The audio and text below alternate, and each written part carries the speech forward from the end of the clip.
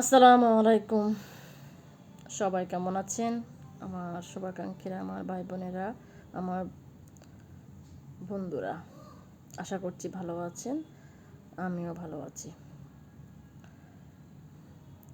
বন্ধুত্ব। একবার একটা কাঁকড়া সমুদ্রের পাড়ে মনের আনন্দে ঘুরে বেড়াচ্ছিল, আর মাঝে মধ্যেই থেমে থেমে বালির মধ্যে নিজের পায়ের চিহ্ন দেখে খুব খুশি হচ্ছিল।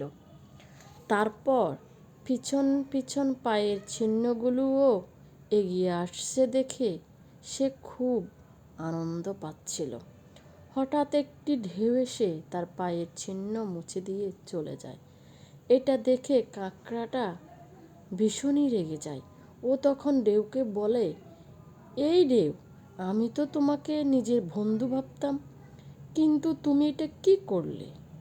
আমার বানানো সুন্দর পায়ের চিহ্নগুলোই তুমি মিটিয়ে দিলে। তখন ঢেউ বলে, ওই দেখো পিছনে জেলেরা পায়ের চিহ্ন দেখেই কাঁকড়া ধরছে। হে বন্ধু, ওরা তোমাকে ধরতে না পারে, সে কারণে আমি তোমার পায়ের চিহ্নগুলো মিটিয়ে দিয়েছি।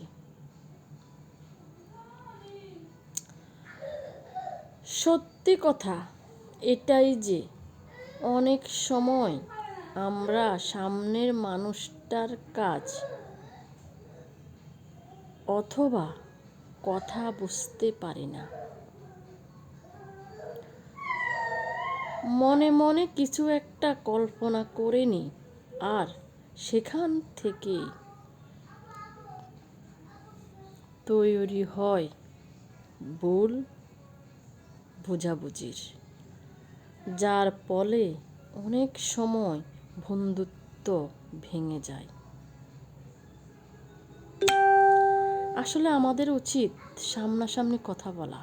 কোনো কথা কাটাকাটি, কোনো ভুল বোঝাবুঝি হলে সবার প্রথমে না, সবাই যদি যে যার সাথে ভুল বোঝাবুঝিটা হয়েছে তার সাথে যদি আমরা সামনাসামনি কথা বলি, তাহলে আর এই ভুল বোঝাবুঝিটা থাকে না। Hello friends, hello everyone. আজকে আমি রান্না করতেছি ট্যাংরা মাছ দিয়ে মূলো। যেহেতু শীতের সিজন চলে এসেছে, প্রথম মূলা খেতে একটু ভালো লাগে, তারপর আর ভালো লাগবে না। তাই আজকে জামাই বললো যে না, মূলা দিয়ে ট্যাংরা মাছ রান্না করো। কয়েকদিন পরে আর মূলা খাওয়া যাবে না, নতুন মূলো একটু খাওয়া যায়। আমাদের ফ্যামিলিতে মূলোটা এমনি কম খায়, এই জন্যে আজকে ট্যাংরা মাছ দিয়ে মূলাটা রান্না হলো। কেমন হলো অবশ্য কমেন্টে জানাবে সবাই, আর ভালো থাকবে। আর আমার ভিডিওটা যদি ভালো লাগে অবশ্যই লাইক, কমেন্ট, শেয়ার করে দেবে। আমার রান্না কমপ্লিট। আল্লাহ হাফেজ।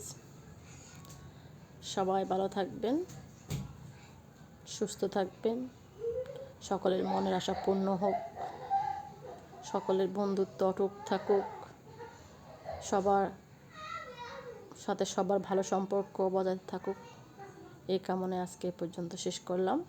আল্লাহ হাফেজ। আসসালামু আলাইকুম।